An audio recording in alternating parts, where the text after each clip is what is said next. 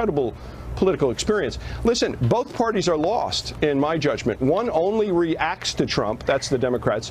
The other only agrees with Trump, that's the Republicans. So there's something in the middle. There's a vacuum for the Democrats to fill, and Obama might be helpful in helping them, guide them to fill that vacuum. I do agree with Kimberly. I don't know if those are the candidates that will ultimately be going against Trump. Trump's the favorite now for re-election. There's no question about that. And I have to interject there, David. We don't just got a couple seconds, so real with quick. Trump. Okay, well, we don't disagree with Trump. We have a great economy. He's doing a ton. He just got back from North Korea. We're winning in all eyes. So I don't think it's just agreeing at this point. All right, Kimberly. Well, I don't see many Republicans disagreeing. Let's put it that way. Thank you guys, David, Kimberly. We're running out of time, but thank you for joining us this morning. Thank you. Thanks. Going to wrap things up now with a Fox News alert. The president back in Washington, home sweet home, just landing moments ago. Air Force One returning to Joint Base Andrews after the historic summit in Singapore, where the president sat down with North Korean leader Kim Jong-un. The president just tweeting minutes ago, quote, just landed a long trip, but everybody can now feel much safer than the day I took office. There is no longer a nuclear threat from North Korea. Meeting with Kim Jong-un was an interesting and very positive experience. North Korea has great potential for the future. Still a lot of elements to be worked out in this deal. Secretary of State Mike Pompeo, though, as we see the president when he landed just a few minutes ago, Pompeo is in Seoul, South Korea right now, where he's briefing our allies in South Korea and from Japan. He'll then head to Beijing, China to update then because of the possibility for bad weather in the area. President Trump traveling by motorcade back to the White House instead of Marine One. And just as we remember, Mike Pompeo on Monday said this was a mission of peace. Yeah. We'll see what happens. Have a good day. Air Force One with the president on board, landing right now at Joint Base Andrews, coming back from what has been a historic sit down with one of the most feared leaders in the world. What struck me the most is how much the president appreciated how devastating a war would be. I think the media were all caught completely flat-footed with the success of this meeting. Deputy Attorney General Rod Rosenstein threatened to subpoena lawmakers over records in the Russia probe. I'm here to tell you, we're fed up with it. The DNC and some members of Congress are reportedly quietly consulting with actors to collaborate on messaging. And the Democrats and these liberal elites they're just not connected. They're not connected to the American people. Kid Rock hopes his endorsement can catapult this candidate to victory. The next senator from the great state of Michigan, John James.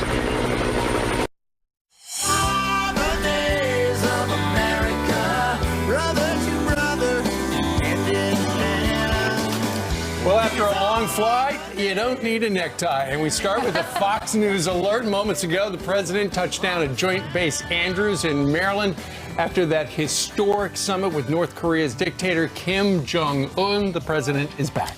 That's right. He just tweeted as he was landing. He said a long trip, but everybody can now feel much safer than the day I took office. There is no longer a nuclear threat from North Korea. Meeting with Kim Jong-un was an interesting and very positive experience. North Korea has great potential for the future, he says. Griff Jenkins is live. He's going to recap all of it from Washington, D.C. Unless he refuses. Every once in a while, he'll just say no. I will comply. Good morning, guys. Good morning. You know, the president traveled 23 and a half hours with 2 layovers in Guam and Hawaii, landing, as you saw there, in Andrews about a half an hour ago. But he still found time also to tweet to the American people on the way home, saying the world has taken a big step back from potential nuclear catastrophe. No more rocket launches, no more nuclear testing or research. The hostages are back home with their families. Thank you to Chairman Kim. Our day together was historic. And this one addressing his naysayers, saying a year ago, the pundits and talking heads, people that couldn't do the job before, were begging for conciliation and peace. Please meet. Don't go to war. Now that we meet and have a great relationship with Kim Jong-un, the same haters shout out, you shouldn't meet. Don't meet. Now, the president also says he believes Chairman Kim is headed back to North Korea to start the denuclearization process virtually immediately. This as Secretary of State Pompeo has touched down in Seoul as we speak. He'll continue on to Beijing, working to facilitate the peace process. But gone are the days of politics ending at the water's edge, guys. Senate Minority Leader Chuck Schumer, arguably the most powerful Democrat in America, has already concluded the historic summit failed to produce anything. President Trump seems to have given away 2 or 3 of the major things that Kim Jong-un wanted. a meeting, the flags next to each other, now no delay of exercises with South Korea without getting anything in return. The motorcade is en route to the White House, expected to pull into the driveway any moment now. We will bring you those photos. We will find out whether the president's going to get some much-needed rest or whether he may take to Twitter again to address critics like Senator Schumer. Funny you should say that. What? He went on Twitter 1 minute ago, Griff, while he's there in the Suburban. He says, before taking office, people were assuming that we were going to war with North Korea. President Obama said North Korea was our biggest and most dangerous problem.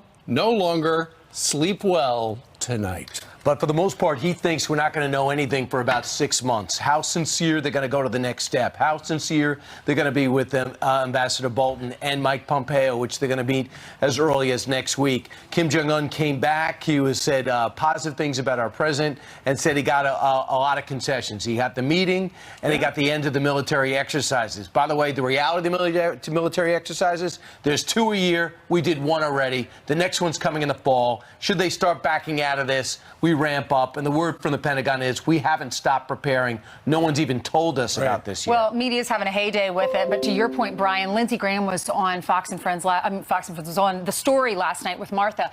And he talked about having a phone call with the president from Air Force One after that meeting right there with Kim Jong-un. And this is what he says. I think it's a good first step. He felt good about it. He said he had a good meeting with Kim Jong-un. And what really struck me is that, listen, this has got to come to an end. We can't live with this kind of threat. He's got to give up his nuclear program. I want to make it a win-win.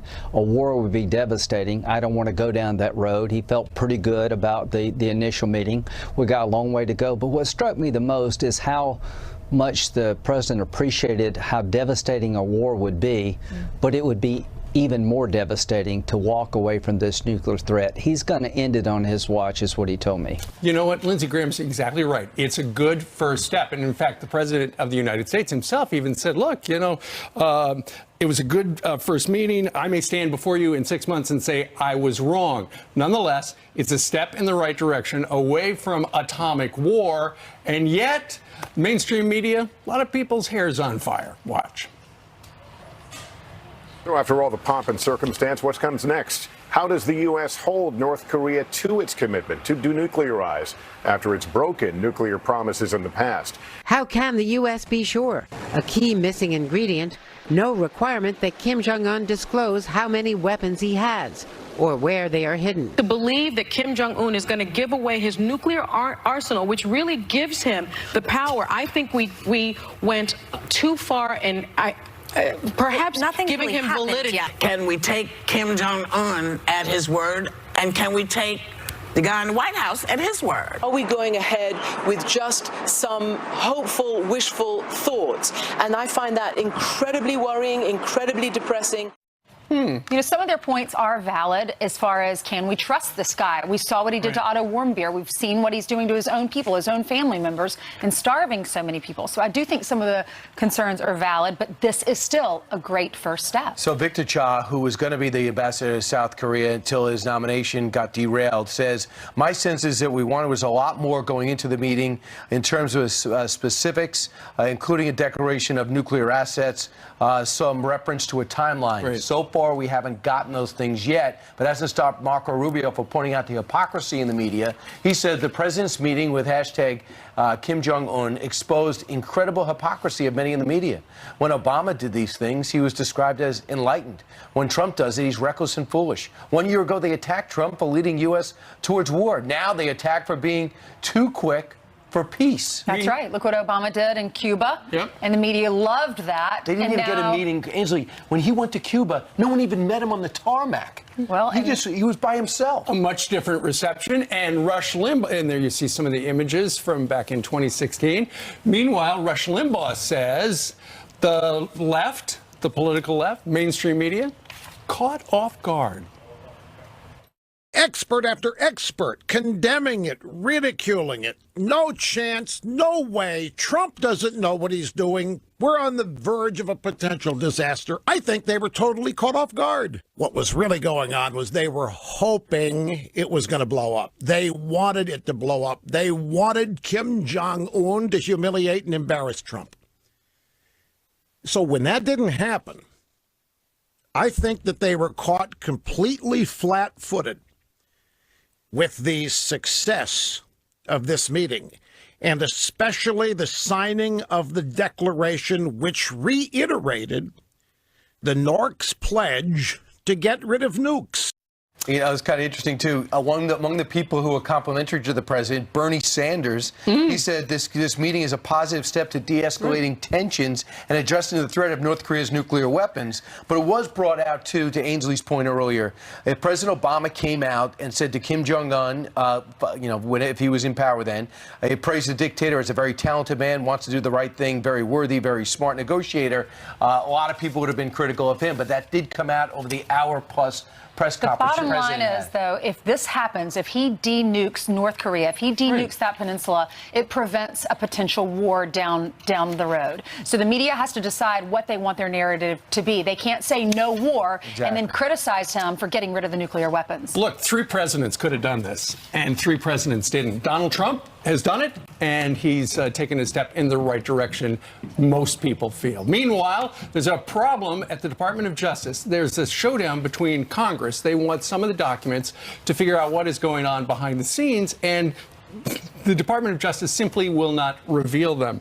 And in fact, there's a story out that apparently before the Inspector General's report, which is coming out tomorrow on Donald Trump's birthday, apparently the Deputy Attorney General was angry that the requests from Congress were that they respond in writing, because they didn't want it in writing, essentially, with a paper trail. So all of Congress's requests were on paper, and they didn't like that. And apparently there was a blow-up where, reportedly, Rod Rosenstein threatened to subpoena members of the Intel Committee to get their records, and they felt it was simply intimidation. So the Deputy Attorney General was threatening the Intelligence Committee for investigating, just asking for paperwork. He said, if you keep asking for this in writing, I'm going to subpoena all your records and all your email. Oh, can you say they're not getting along? I think that's safe to assume. Plus, can we just mention, this is the same party, a Republican-appointed deputy and a Republican-controlled House can't see eye to eye? Well, the DOJ, they're denying this, and they haven't commented on it, so we'll have to see. Right. They say it didn't happen quite like that. You would think that as an attorney, you would want requests in paper. You know, you have a paper trail, but they don't like it. It's Washington. And so Mark Meadows and Jim Jordan, it sounds like as early as today, are going to file a resolution to compel him to turn over some of the documents. They were on last night with Laura. Look. I'm here to tell you, we're fed up with it. We've been working on a resolution. It's all about compelling DOJ to turn over documents so that we can do proper oversight. You know, if they have nothing to hide, turn over the documents. And the redaction, and also what really bothers me too is Senator Ron Johnson wrote, he goes, I'm finding out that you're redacting things just for no reason or to make the story that we're trying to put together, the puzzle we're trying to reconfigure. Intentionally pulling things out about Peter Strzok and other people. So when they finally unredacted to a degree, they say, what are you doing? They're taking out the embarrassing stuff from the Department of Justice. But we did hear from Catherine Herridge. Yeah, she said from the DOJ that the Deputy Attorney General was making the point after being threatened with contempt that as an American citizen charged with the offense of contempt of Congress, he would have the right to defend himself, including requesting production of relevant emails and text messages and calling them as witnesses to demonstrate that their allegations are false. One of the people had told Catherine in her report, having the nation's #2 law enforcement officer threaten to subpoena your calls and email was downright chilling.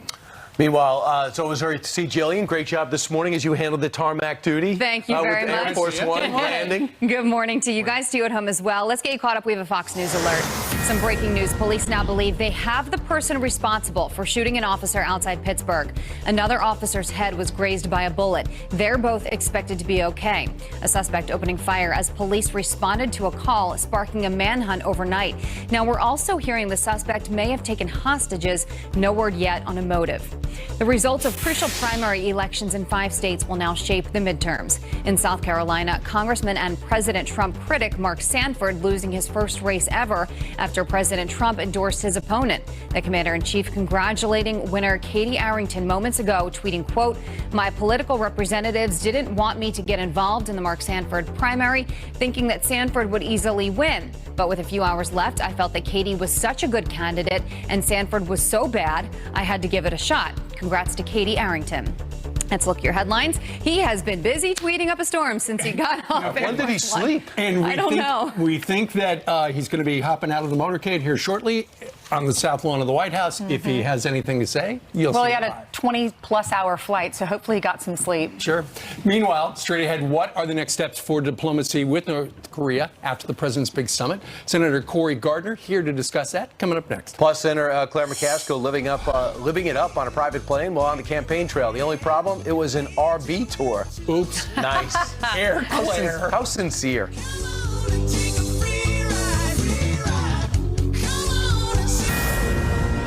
It's the start of a deal with North Korea. President Trump's work with North Korean dictator Kim Jong-un has just begun. But what are the next steps in diplomacy, and are the critics right to sound off? Here to discuss, Senate Foreign Relations Committee member Senator Cory Gardner, Republican from Colorado. Senator, your thoughts on first blush, the key term, working toward, both sides, North Korea and the U.S., agree to work towards a complete denuclearization. Is that enough for you? Look, this denuclearization was the goal of this summit. Getting President Trump and Kim Jong-un to agree on denuclearization had to be the goal. This is the first time we've seen Kim tell a United States president in person that he supported denuclearization. We have a ways to go, but that's a historic achievement. Some people are upset at some of the words the president used. He said, one point, honorable. They said he was smart. It was a great honor, a special bond, excellent relationship. Some are uncomfortable with that language. Are you? Look, 2 years ago, people were complaining that the president's language was too harsh. Then it was too nice. Then it was too harsh. Now they're complaining about the outcomes or lookouts from the meetings. Here's what we know. At the end of the Obama administration, as a result of strategic patience, we were at the brink of war because North Korea had a fully developed program with dozens upon dozens of nuclear warheads at their disposal, with a ballistic missile capability that might reach the homeland of the United States. What we know now is we've backed away from that precipice of war. Now, we've got a ways to go, and we should remain cautious in terms of the ability of Kim to actually keep his word, because we know there's a family tradition of breaking their word. But this is a 34-year-old leader who's got 40 years to run. Does he really want to lead a hermit kingdom, or is he actually looking at something different? We will never know unless we pursue this path of diplomacy. There's no higher offering of diplomacy than the President of the United States, and that's exactly what we saw in Singapore. Praise is coming from the Japanese leader and the South Korean leader, arguably the most effective. The next thing that's most controversial to some is the second military exercise of the year so far is on hold or out. Does that bother you? Are you okay with that?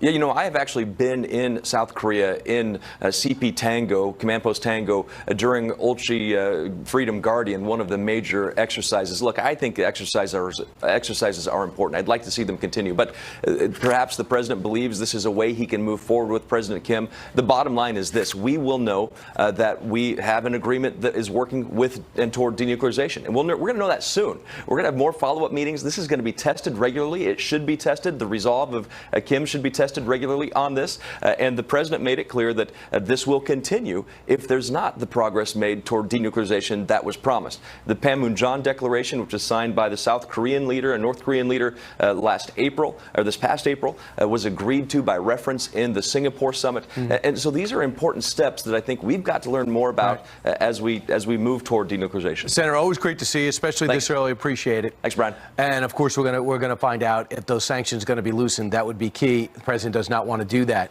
Meanwhile, straight again, support for the death penalty now on the rise, believe it or not. What's behind that spike, and what does it tell us about our country? We'll debate it next. Plus, remember when Facebook called Diamond and Silk dangerous? This morning, a big update from Mark Zuckerberg himself, probably without a jacket. It is 6:24 here in New York City on this June the 13th, and here's some headlines for you. First up, the Department of Justice now weighing legal options after a federal judge has cleared the way for AT&T's $85 billion takeover of Time Warner. The court ruling by the judge yesterday against the government's argument that the merger could stifle competition, resulting in higher prices for people who use their products. And Mark Zuckerberg now admits Facebook messed up by calling social media stars Diamond and Silk dangerous. In a newly released response to a Senate committee, the CEO says, in part, quote, "We mishandled communication with Diamond and Silk for months.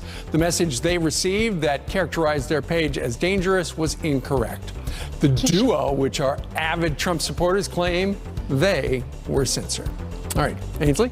Thank you so much, Steve. Well, support for the death penalty is rising among Americans. According to a new poll, 54% of adults in the United States this year are now in favor of the death penalty, while 39% opposed it in 2016.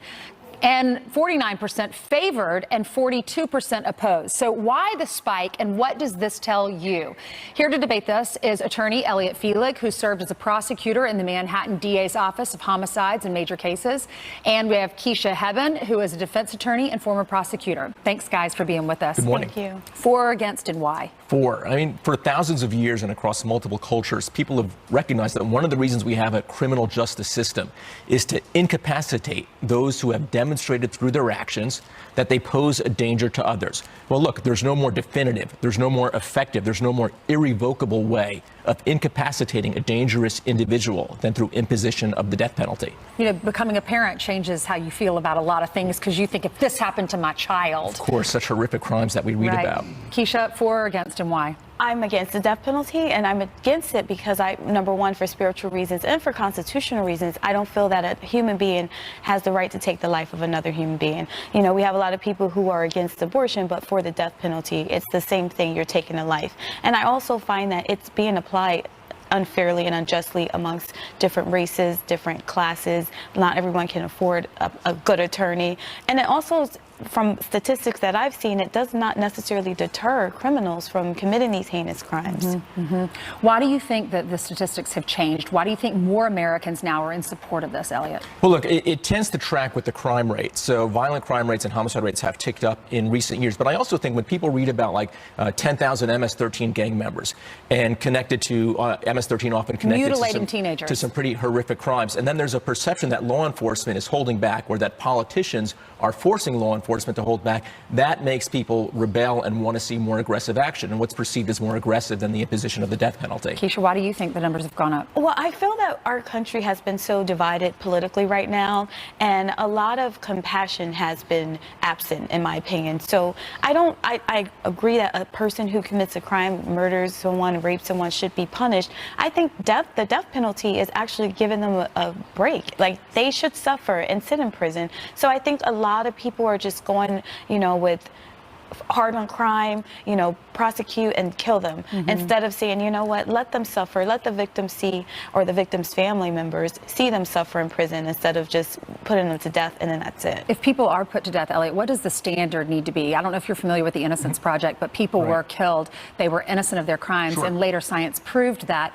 Do we need video footage? Do we need confessions? We need, you know, we just need hard, clear evidence to make sure these people really did the crime. Sure, but a lot of those exonerations happen, you alluded to it, because of advanced technologies like DNA. That same technology can be used to make sure convictions going forward have more integrity, because we can use DNA to more definitively connect the guilty parties to the crimes themselves. So I think in the same way, there are two sides to that coin. Sure, we have had high-profile exonerations because of DNA. We can also have more confidence because of DNA going forward that we're convicting the right people and imposing the death penalty on people who are truly guilty. Okay. And it also goes to good legal representation. You know, someone who may not be able to afford a private attorney and has a public defender who's overworked, they may not push for, you know, well, we need more evidence. And, you know, a lot of times the demographics has a role in it as well. You know, some states are more conservative, they're more unlikely to prosecute certain individuals. So I think all that goes into whether the person's going to get the hardest or strongest defense as possible. All right, Keisha, Elliot, thanks so much for being with us.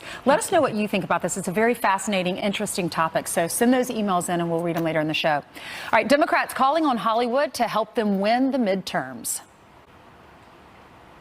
Yes, I have thought an awful lot about blowing up the White House. I'm going to say one thing. Trump.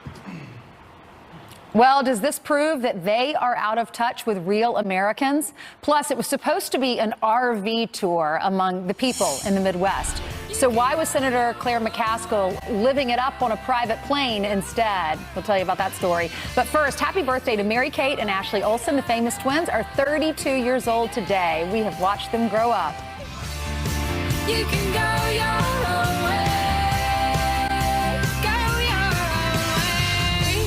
Behind their message, so magical that the Democratic higher-ups think they want to tap into some of that promotion and marketing. They do indeed. In fact, there's an item in Politico that talks about how the DNC has been meeting with various writers and actors and producers, trying to get Hollywood to help them with messaging, not only for the midterms and the presidential, but also to turn out the vote. So they're trying to find some young actors and celebrities who will tape themselves going in to register to vote and things like that. But when you look at the messages, and that little montage summarized pretty effectively some of the crazy points of view that have been out there. Keep in mind, after Robert De Niro said that about the president at the Tonys a couple of nights ago, those people in attendance gave him a standing ovation for close to a minute. It's just, talk about hypocrisy. What if conservatives did this? What if conservatives had said that about President Obama? It's just distasteful. It's angry. It's mean-spirited. You can disagree, but you don't have to say things like that. It's just too far. So I was just thinking to myself, it's so good that the president was giving Robert De Niro the Eminem treatment of ignoring him. And then last night, these tweets came rolling in from Air Force One. Good. Robert De Niro, a very low IQ individual, has received too many shots to the head by real boxers in movies. I watched him last night, meaning at the Tonys, and truly believe he may be punch drunk. I guess he doesn't realize the economy is at the best it's ever been, employment at an all-time high. Many companies pouring back into our country. Wake up, Punchy! And that'll be what 45% of the country that supports President Trump will be calling Robert De Niro as he walks the But streets if you of have New a York. message, don't you want your message heard? His message was bleeped, the entire thing. That's a good You point. didn't even know what the message was if you were watching. But I'll give you something else. What is the wisdom of tapping into that?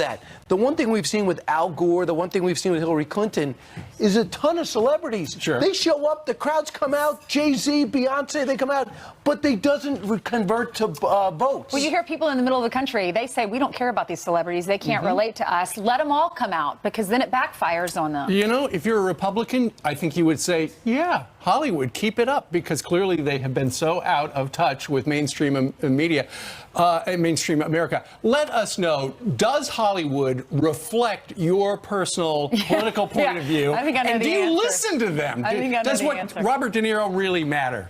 I mean, Punchy. Does that really matter, what Punchy says? If I'm a producer and I have a movie, I want Robert De Niro in because he's a great actor, but now I don't because he's 45% of the country is so enraged by the way he talked about It's the a business president. But you're not losing sleep over it. I mean, does it really? Yeah. I was watching the Tonys. I saw it. But I was like, would you okay. pay for a movie to watch him? Let's say Raging Bull 2, Jake LaMotta lives. I don't like those kind of movies. I want like Amy Adams and like A Reese rom-com. Witherspoon. How about Meet the Parents 9? Would you Robert De would you Niro. go to that with Robert Don't De put Niro? me on the spot. Well, You wouldn't? then it becomes a question, you know. Oh, I haven't seen a I'd like movie to go since see before I Ben- became a mom. I'd like to go see Ben Stiller, but that guy, that Robert De Niro is in there. You're saying people would say, Why "Oh, take the no, risk?" I'm going to save my $20. Yeah, De Niro Let might us not need know. the money. Let us know. But the producer does, the financiers do. All right. Meanwhile, Jillian joins us with some headlines. What would you find? Wait, if Rocky Balboa did this, Is would you Sylvester change Stallone? the name of your dogs? No, you mean Rocky Balboa, the fictional character? Yeah. I don't know. No, Sylvester Stallone. Right. Would you change the name of his dogs? If he became are super Rocky political, and Apollo, Rocky and Apollo. Rocky and Apollo. I would really have to consider it, and I have to consult a dog lawyer. I have to see if I can do it at this point. Do you because know he's a two. dog lawyer? But the good thing is about my other dog, Apollo, he's deaf, so I could change his name every day. He wouldn't know. Sorry. Okay. You have no idea. Or Apollo. He's a hand signal guy. Right, so Jillian, Brian has no more money. He can't send his kids to college because they've had 5 trillion operations. Poor Apollo. $6,000 an operation. You're going to meet him on Take Your Dog to Work Day coming up soon. All right. Great. Okay, I can't wait. Let's talk about the news while you guys, talk about Apollo. A search for suspects intensifying after a border agent is shot in southern Arizona. The agent shot several times in an area known for drug smugglers near the Mexico border. It's part of an alarming trend. The agency reporting 847 assaults on officers last year alone. This particular agent is expected to survive thanks to his protective vest. Multiple people have been questioned. An Illinois judge blocks a ban on assault weapons just hours before it was set to go into effect. The mayor of Deerfield, a suburb outside Chicago, initially proposing the measure in the wake of the school shooting in Parkland, Florida. Violators would face possible confiscation and daily fines up to $1,000. Supporters of the ban say they will appeal the ruling. Democratic Senator Claire McCaskill confesses to misleading voters. The Missouri representative now admits that she used a private plane to travel between stops on what was billed as an RV tour of her state last month. McCaskill coming clean after a report in the Washington Free Beacon that questioned the movement of her private jet. She claims that it was only used to make additional stops and that it was never kept a secret. It was the biggest story on Twitter yesterday, and it's not over yet. People across the country watching this raccoon climb up a 23-story building in Minnesota. Jamie tweeting, quote, "I never thought the fate of a raccoon would keep me from sleeping, but it did. Congratulations, very happy you made it." Debbie writing, quote, "If a raccoon can climb the side of a 24-story building, I can probably get the pile of laundry washed today." I feel you. I got a pile on my floor right now. Firefighters now trying to catch him on the roof. Dan, Jillian, if you can climb up, why can't you climb down? Maybe he's afraid. It's just a little more complicated going nose down. So the because your firefighters claws had to are come the in, other though. way. Firefighters got him, right? They're trying. They're trying to. He's up on the roof. He kept climbing up. He's on the top of the roof. And the good news is we're almost out of raccoons. So if that one had not survived, we'd be in a lot of trouble. No, there are plenty around. We do? Check your trash cans outside. All right. Meanwhile, it is exactly 20 minutes before the top of the hour. And you know what? The temperatures are nice out there right I don't now. believe that raccoon actually went up the building. I didn't know that they was a could really climb up. blurry photo. So you don't believe anything? So you're saying we made that news up? No, I just want to see more proof of the raccoon actually scaling the building. Because it's That's not all. a fit raccoon. He's got a gut. I mean, you would think a raccoon would be ripped. We have seen him resting, but I mean, that's blurry. Let's see if we can get onto that. All right, here we go. Current temperature 66 here in New York, 70 in Chicago, 74 in Memphis. Here's the past 24 hours. So we do have some showers and thunderstorms in the forecast across portions of the central U.S. and the interior Northeast. We've got a big U.S. Open happening this weekend in the Hamptons. So here's your severe threat through tonight. Mostly the interior Northeast, but some of the coastal areas could get some scattered thunderstorms today. We're also watching Hurricane Bud moving up towards Cabo San Lucas. It is weakening. The good news with this is not only is it weakening, but it could bring some much needed relief to the southwest, which is burning. It's on fire here. Heat advisories well over 100 degrees. So we have extreme heat warnings in effect for all of these areas. And if I could, we're watching one area of concern in the Gulf of Mexico over the next couple of days. It is hurricane season, so we will keep you up to date, and we'll keep you up to date on the raccoon, whether or not it actually scaled the building. We believe it did. We just don't know what it's doing right now. All right, I want to see it. All right, JD, thank you. Meanwhile, critics predicted the economy would collapse when Trump became president, but the American people are more confident than ever. Will the left finally admit putting America first has made us first? Plus, the video is pretty astounding. A police sergeant runs into the road to save a wandering toddler from oncoming traffic. Wow. That hero and that story. And that hero joined us live.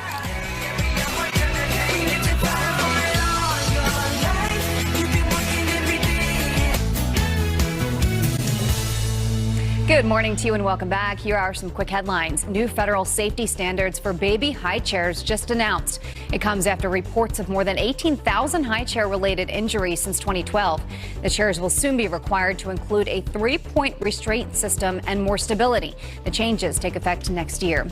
And from pizza to pavement, Domino's is now stepping in to help repair our nation's infrastructure. Their Paving for Pizza campaign is filling potholes around the country, making sure your pies make it home in one piece. The company is asking people to nominate their towns to have their potholes filled. And if they would like to bring the truck by 6th Avenue, I'd be glad to go out and check it out. Steve. Go. All right. Thanks, Jillian.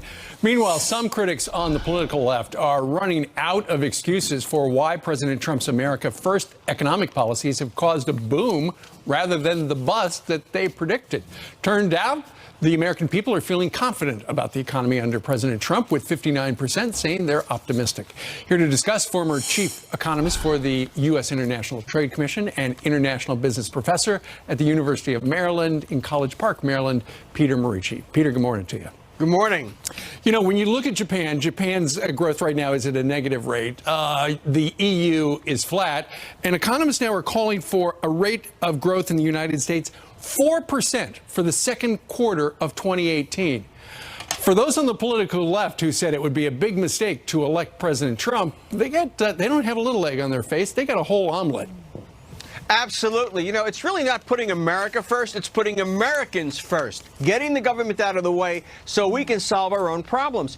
You know, people focus a lot about the things we need to fix at home. And Lord knows we got to fix a lot of things.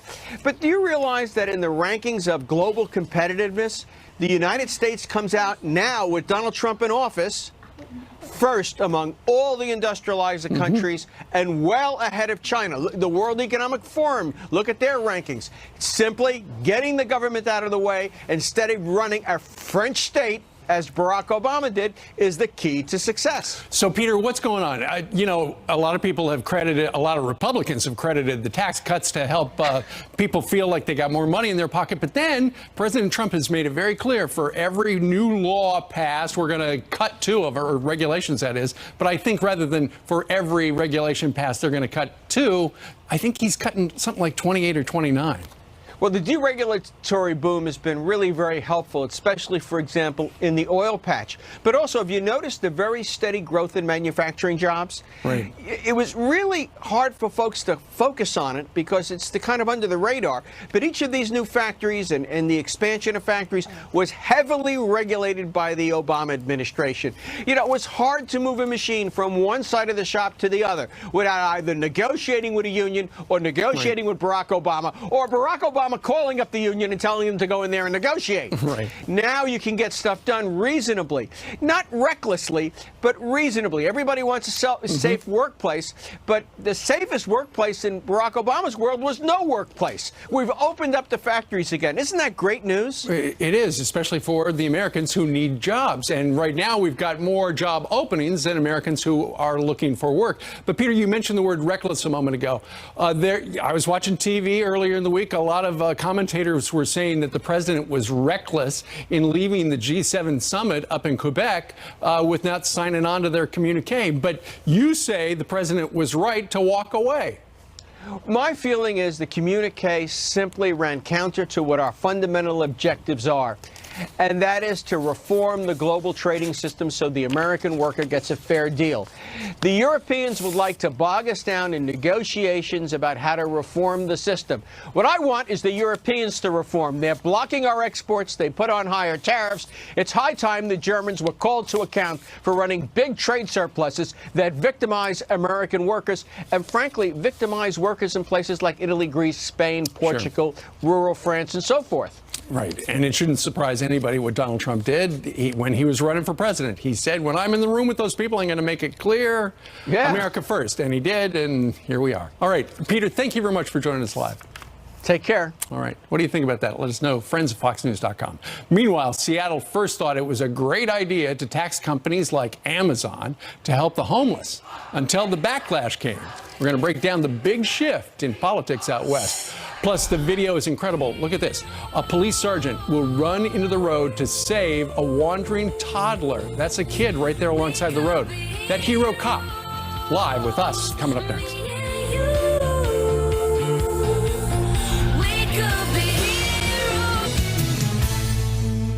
Hey! Hey! Hey! Hey! Come here!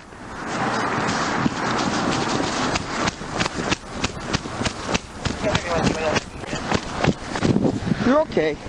You're okay. Oh, an incredible moment, as you can see, caught on camera. That hero cop saves a toddler's life as he's wandering into oncoming traffic. All right, this Illinois officer is a hometown hero, no doubt. Naperville Police Sergeant Anthony Menino has been on the job 25 years, been on patrol for 12. And congratulations, officer. I cannot imagine what was going through your mind as you saw this unfold. Can you bring us back to that day as you're driving on that road and see that child? Sure. It's the middle of the day on Route 59, which is a heavily trafficked area in our town. It's a main thoroughfare. And I was just conducting normal traffic enforcement, looking for distracted drivers, etc. And something caught my attention out of the corner of my eye off to the right. Initially, I thought it was an animal, possibly a small dog about to run into traffic. And as I got a little bit closer, I noticed there was a young toddler, maybe 1 to 2 years of age. My word. How did the toddler get away from, he was with his mom, I understand, and slipped out, and she felt horrible about it. Tell us that story. How did he get out? Apparently, she was watching a child, and she was in the home with the child. And in a fleeting moment, the child just ran out of the house. They lived within a couple blocks of where we ultimately came to a stop with that child. And she ran to the scene. She ran outside the house looking for her child. She saw the police lights on and figured it must be related to her child. And she was just running towards us and overwhelmed with emotion. Sergeant, it's got to, when we look at the video, it gives you goosebumps because that kid was so close to getting run over by all that traffic. Yes. How do you, as an officer, what is the procedure? I understood that you got as close as you could, you stopped the car, and then you blocked that lane and then got physically out of the car. Because I know if you're about to go into a crime, you know, you have a certain type of adrenaline. Is it a different type of adrenaline when you're going to save somebody? Yeah, in this situation, it was very fluid. There were obviously a lot of concerns that we had. My goal initially was blocking that lane of traffic, activating my emergency lights, getting out of the squad car and trying to corral that kid. If you look at the video, at one moment, he looks like he's about to make a left where all that traffic is going. Yeah. And once I saw that, that obviously raised that sense of urgency even more. And when I'm shouting for the kid, hey, hey, stop. Right. At that point, he actually runs further away to a full sprint. Sure. Time is of the essence here, and you saved that child's life. The future of that child is completely different than what it could have been. And the mother, I'm sure she was panicked when she saw the blue lights, and then she rushes toward the scene and probably so relieved when she sees her child alive and in your arms. So thank you for what you do. You're a hero. And not only that. not only do we salute you, but we know your town gave you a certificate of recognition as well. Sergeant, thank you very much for joining us live and telling us your story. And thank you for all that you do. Yeah. Saving lives. No kid. Especially he's a father of two 14-year-old twins, so he definitely can understand. Meanwhile, this. President Trump back in Washington this morning after his big summit in Singapore, and he's already tweeting about North Korea. That's next.